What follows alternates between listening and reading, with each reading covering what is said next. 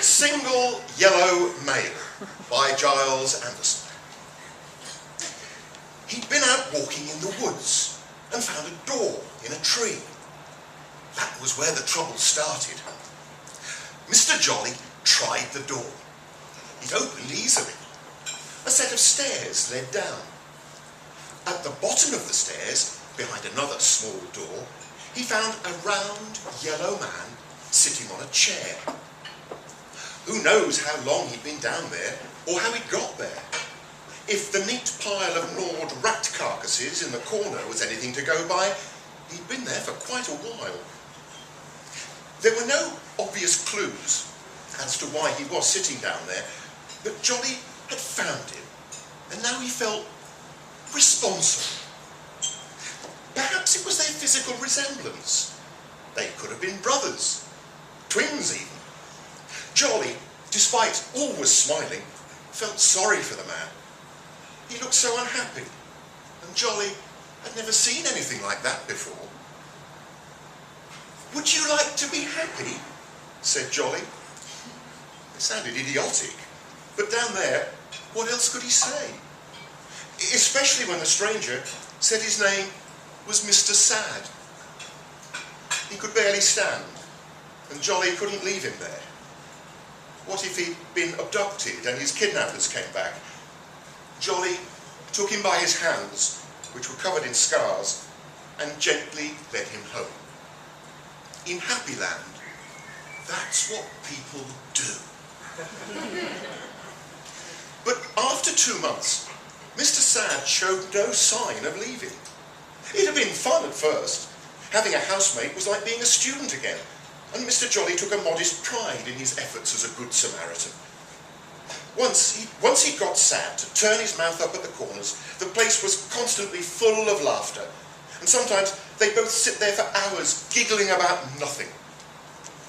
But although Mr. Jolly was still happy, he couldn't be anything else, he was also starting to be Mr.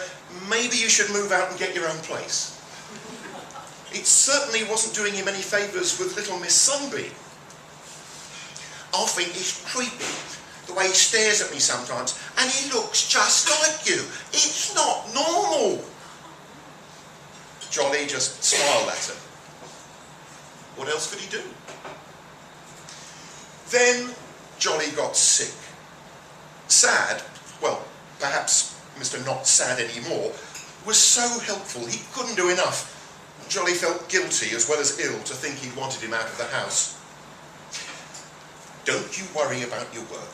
I gave your boss a call and said how sick you were, and he said to take as much time as you need," said Mr. No Longer Sad. Jolly just smiled. Jolly didn't know how long he'd been ill for, drifting in and out of consciousness. A week, perhaps longer. The clock on his wall had stopped. He didn't know when. All he did was lie in bed, growing weaker and weaker. He could barely move. His day only punctuated by the arrival of Not Sad with a bowl of soup and a glass of water, and then later, when it got dark, a mug of warm milk. "I really think I should see a doctor," Jolly rasped. "Really? There's no need to trouble the dog. Just a bit of bed rest, that's what you need. If you're still ill, by the end of the week, I'll call then. Now, finish your soup." And he smiled, a smile of compassion and concern, and Jolly did what he always did. He smiled right back. "Oh, I wanted to tell you," said Not Sad, "I've got a job. Nothing terribly exciting, but when you're better, I think it's probably time for me to move out. You've been a good friend, the best, but it's time for me to stand on my own 2 feet.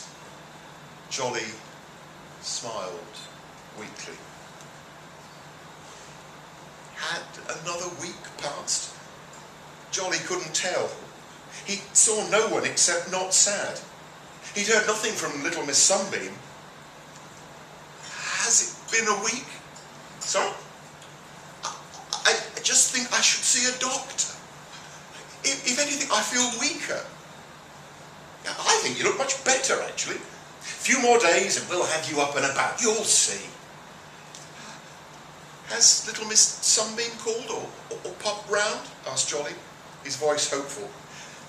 No, though I did see her in the supermarket with Mr. Hanson, as they were laughing and holding hands. Jolly smiled back automatically at Not Sad, though his heart really wasn't in it. There was no sympathy in Not Sad's face, and he knew now there would be no doctor. Now, eat up before your soup gets cold.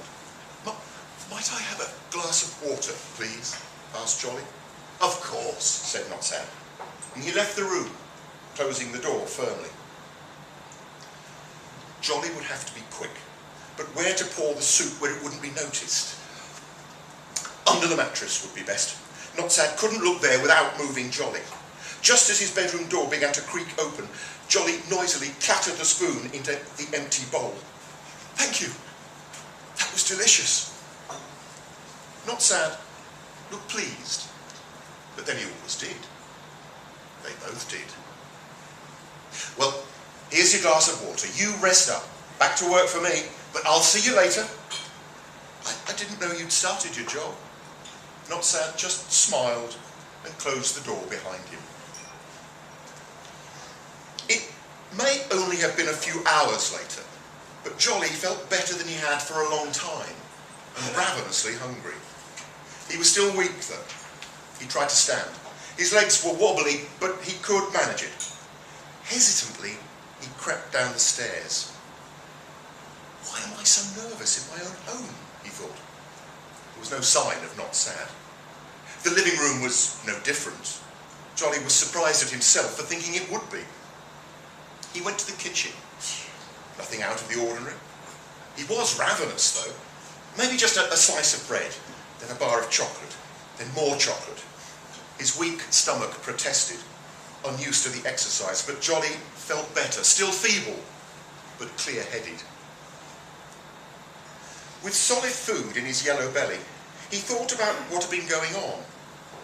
Had Not Sad been keeping him ill? Jolly felt bad for even thinking it. His friend had been looking after him. But a small voice in his head, made louder by the food, whispered, "Don't trust him." Only one way to find out, thought Jolly. He found himself knocking apprehensively on Not Sad's door, the door of his spare bedroom. He told himself not to be silly. Of course he could go in there. It was his house. He opened the door. Everything was very neat and tidy. Nothing to worry about. Well, probably nothing. Best to have a look round and make certain. Clothes, folded and pressed. All Jolly's hand-me-downs. But weren't some of them newer? Jolly couldn't be sure, but some of those clothes looked like ones that he still wore. Not that suspicious in comparison with the scribbled notes scrunched up under the bed. Was that Jolly's own handwriting? They were all covered in signatures. And then right at the back, underneath the bed, next to the radiator, was another scrap of paper, something that looked like it had been printed off the internet. Rats are particularly difficult to get rid of with poisons due to their very nature as a scavenger. They have become patient in pursuit of food. Often they will eat a tiny amount and wait. They will invariably only continue if they do not get sick. For this reason, any effective rat poison needs to have a delay in its effect, in addition to being odourless and tasteless. The principal advantage of anticoagulants over other poisons is that the time it takes for the poison to lead to death ensures that the rodents do not connect their illness with their feeding. Jolly felt sick, but not in the way he'd been feeling up until this morning. He made a run for the spare room's ensuite. Head down, he retched up the bread and chocolate into the bowl, and then looked up. Pasted around the mirror were pictures of Jolly.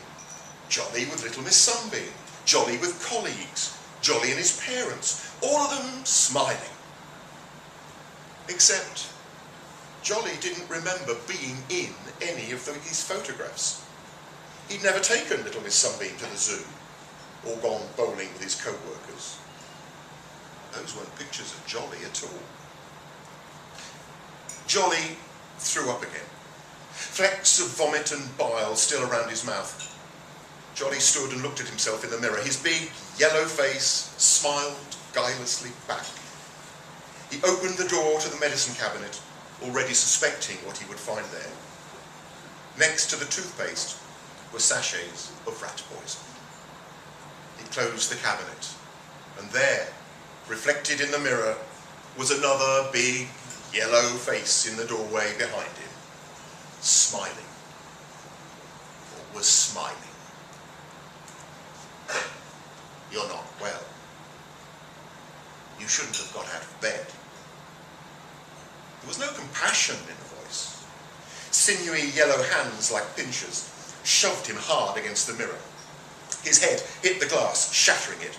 Jolly saw dozens of distorted reflections of himself and his doppelganger in the broken glass as they fought, and there was red against the yellow.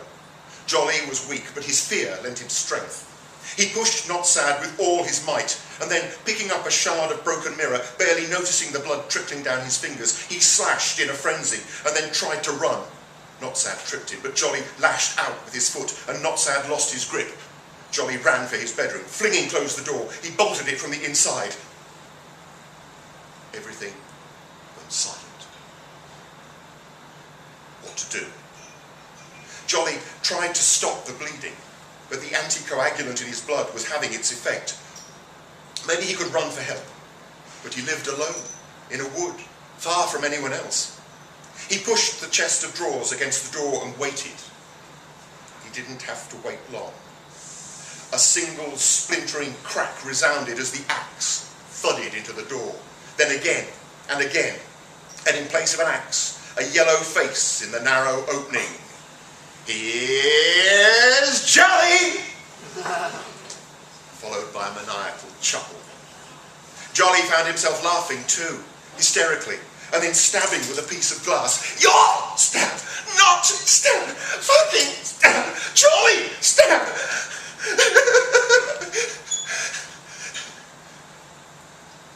Blood poured from the face at the door, and then there was silence.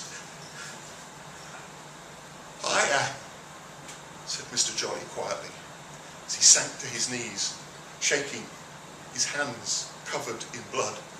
The shard of glass clattered to the floor. It was a long time before Jolly moved, even longer before he looked out of the door. There, lying on the landing, was the body of his house guest. Jolly watched it. No sign of movement. It was dark before Jolly left the bedroom. Sad looked dead, but Jolly hit him a few times to be sure. Now what to do? Call the police? What would he say to them? Would they believe him? Everyone in Happyland was so cheerful, at least on the surface. But murder was murder. Weak and frightened, Jolly knew what to do. He had no place here anymore. Taking the spare can of petrol from the shed, he doused the downstairs rooms. As he lit the match, he took one last glance at his old life. Had he really been so very happy? Looking back, perhaps not. As the house burned, even the worms in the grass laughed hysterically in the glow of the firelight. Jolly walked away from the bonfire of his old life, not once looking back. Mr. Jolly made his way through the woods until he found the tree. In it, he saw the small door. He squeezed through it and went down the stairs until he came to another small door. He went through the door and sat down on the chair to wait. He could hear the scurry of rats all around him in the darkness. His mouth began to turn down at the corners.